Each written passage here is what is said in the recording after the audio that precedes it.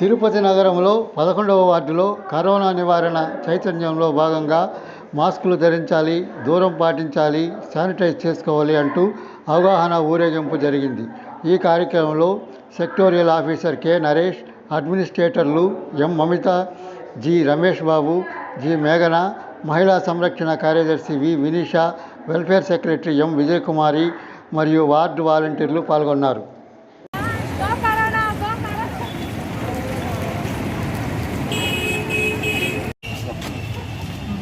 మనమందరం చూస్తున్నటువంటి మన దేశంలో కానీ రాష్ట్రంలో కానీ మనం ఈ విపత్కర పరిస్థితుల్లో ఈ కరోనా నుంచి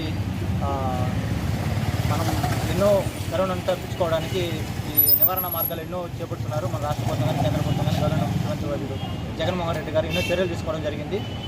చర్యల్లో భాగంగా మనం ఆల్రెడీ మన నగరపాలక సంస్థ తరపున తిరుపతి నగరపాలక సంస్థ తరపున చాలా ర్యాలీలు నిర్వహించి వాళ్ళని ప్రజలు కూడా మోటివేట్ చేయడం జరిగింది.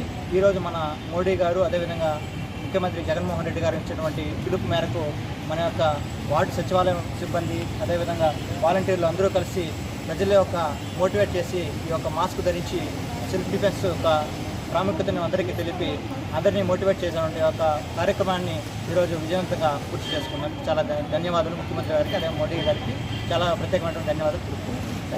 కరోనా సిచ్యువేషన్స్ అనేవి చాలా సీరియస్గా ఉన్నాయి.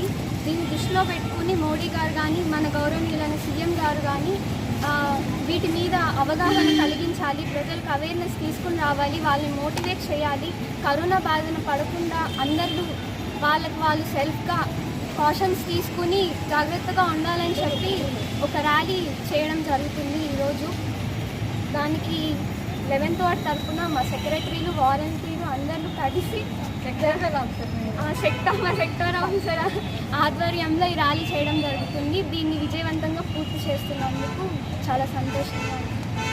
గౌరవ సీఎం గారి ఆదేశాల మేరకు ఈ కరోనా కోవిడ్-19 ప్రకారము ప్రజలకు అవగాహన, మాస్కులు ధరించడము, అదేవిధంగా సోషల్ డిస్టెన్సు పాటించడం వంటివి చెప్పడం జరిగింది. ఇది 10 రోజుల ప్రోగ్రాం ఉంటుంది. ఈరోజు ర్యాలీ, అలాగే ఛాంబర్ ఆఫ్ కామర్స్తో మీటింగు, సినిమా హాల్స్ ఓనర్స్తో మీటింగు జరగడం జరుగుతుంది.